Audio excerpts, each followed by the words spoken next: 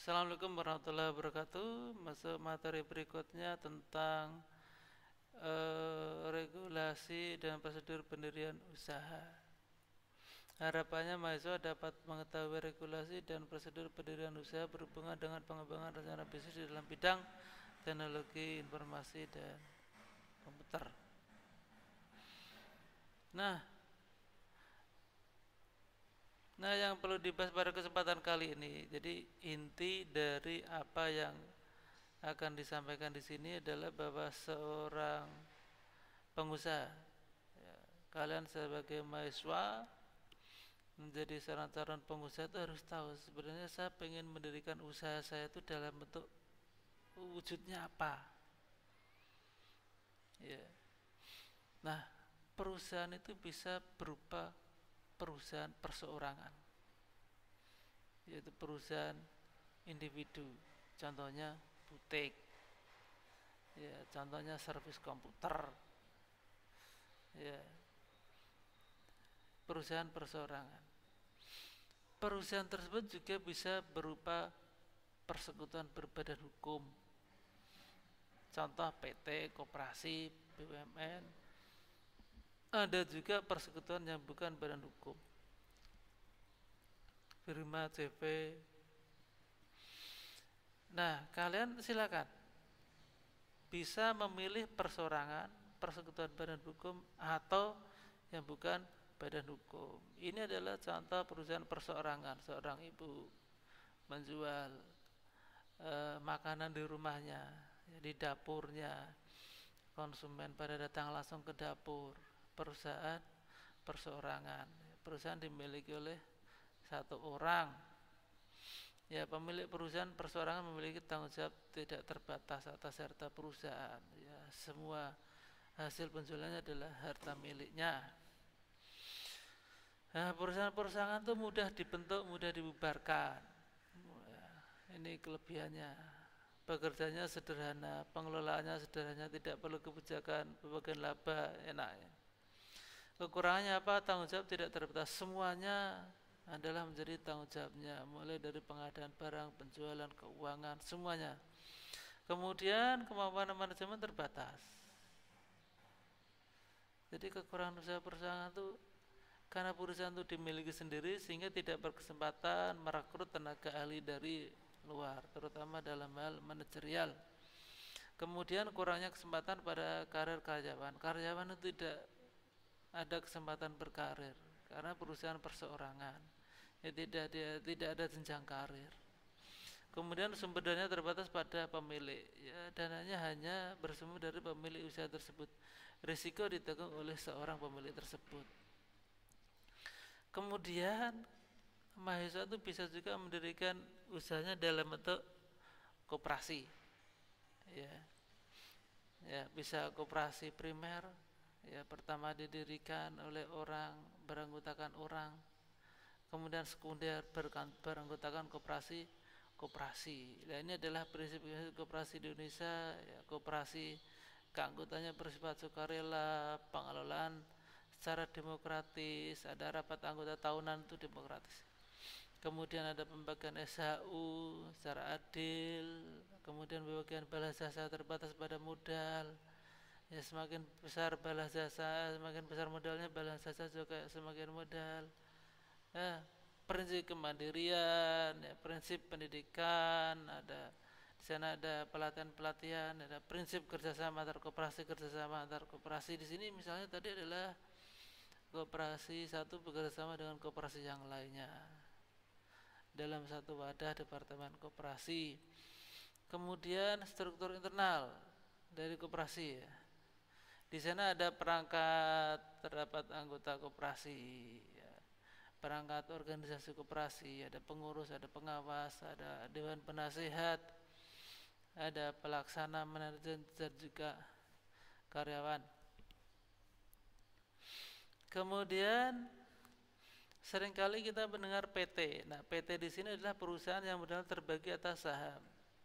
Saham PT Telkom misalnya. Ya, PT Telkom dimiliki oleh masyarakat. Nah, masyarakat itu adalah masyarakat yang membeli saham. PT digolongkan ke dalam PT tertutup dan terbuka. Lah, saham yang dijual belikan secara terbuka di bursa efek itu adalah terbuka, ya. Dengan tertutup terbatas hanya oleh beberapa orang saja atau badan saja. Kemudian persekutuan badan hukum. Nah, tadi ada persekutuan berbadan hukum, ada yang tidak. Ya, pemilikan dalam PT ditentukan oleh saham yang dimiliki dalam PT tersebut. Ya, pemilikan PT ditentukan oleh saham. Jadi kalau kita pilih saham artinya ikut memiliki sebuah PT. Tanggung jawab pemilik dalam PT terbatas hanya sampai jumlah modal yang disetorkan. Jadi tanggung jawab pada seorang pemilik PT itu terbatas sebesar modal yang disetorkan. Badan hukumnya, status PT adalah badan hukum tersendiri yang dapat mengikatkan diri dan melakukan perbuatan-perbuatan hukum. Status PT adalah badan hukum tersendiri. Ya, badan hukum tersendiri. Pendiriannya, PT didirikan dengan akta notaris yang dibuat di muka notaris dan selanjutnya dikirimkan kepada Menteri Kehakiman dan dimintakan legalitas. Ya, karena tadi sifatnya berbadan hukum resmi, ya pendiriannya pun secara resmi. Akta pendirian memuat anggaran dasar perseroan, ya, yang memuat tentang maksud, tujuan serta jangka waktu pendirian PT, jumlah modal dasarnya, jumlah lembar saham, dan juga nilai nominal dari saham pertama yang dijual. Itu. Modalnya dari modal saham dijual kepada masyarakat. Ya, besarnya saham yang dijual tersebut menunjukkan kepemilikan masyarakat terhadap saham yang dijual tersebut. Kemudian setelah PT adalah BUMN, ya. BUMN di sini sebagai badan usaha milik negara. Ya, contohnya ya ada perusahaan-perusahaan BUMN seperti BNI, ya, seperti Bank Mandiri. Ini adalah BUMN. Di sini kita sulit itu, ya, untuk mendirikan perusahaan menjadi sebuah BUMN. Kita lewati saja. Kemudian perseroan atau firma, definisi asosiasi antara dua atau lebih individu. Jadi kalian nanti bisa bergabung satu atau dua individu sebagai pemilik untuk menjalankan perusahaan untuk mendapatkan laba. Ya, firma ini namanya. Tujuan memperluas usaha dan menambah modal. Ya, karena persekutuan itu tujuannya adalah untuk menambah modal. Kelebihannya apa? Kelebihan firma modalnya lebih besar dibandingkan perseorangan. Lebih mudah mendapatkan kredit, ya, karena memiliki kemampuan finansial yang besar, dipercaya oleh bank intinya. Kemudian kemampuan manajemennya besar karena pembagian kerja antar anggota. Jadi anggota itu bekerja sama membagi kerja, itu lebih mudah dijalankan. Benderanya tidak perlu akte. Kekurangannya tanggung jawab tidak terbatas terhadap seluruh hutang perusahaan. Jadi seluruh hutang terbatas seluruh hutang menjadi tanggung jawab firma. Persekutuan tadi, kelangsungan perusahaan tidak menentu.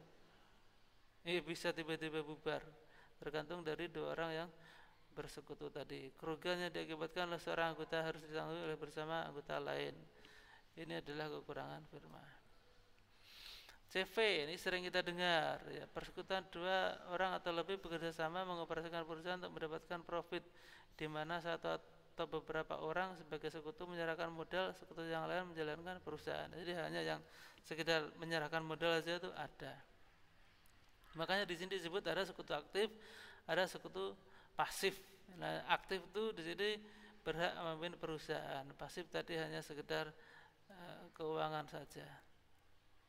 Nah, kelebihannya bentuk CV sudah dikenal masyarakat, ya. Kita sering mendengar CV mudah memperoleh modal, dipercaya oleh bank. Ya, lebih mudah berkembang karena dipegang oleh yang ahli dan dipercaya. Ya, CV tadi bisa merekrut tenaga kerja yang ahli. Ya, CV fleksibel, pembagian keuntungan diberikan kepada sekutu komoditer, ya, sekutu-sekutunya tadi. Kemudian untuk mendirikan CV lebih ribet, ya, kekurangannya itu, ya. Statusnya jarang dipilih oleh pemodal atau beberapa proyek besar. Status hukum badan usaha CV jarang dipilih. Kalau lebih besar biasanya beralih ke PT. Yaitu adalah tentang alternatif yang bisa dipilih dari kalian selaku calon pengusaha, apakah ingin mendirikannya dalam bentuk perusahaan perorangan, ataukah persekutuan berbeda hukum, ataukah persekutuan yang bukan badan hukum. Tentunya tidak bisa mendirikan sebuah BUMN ya. Terima kasih. Saya akhiri. Assalamualaikum warahmatullahi wabarakatuh.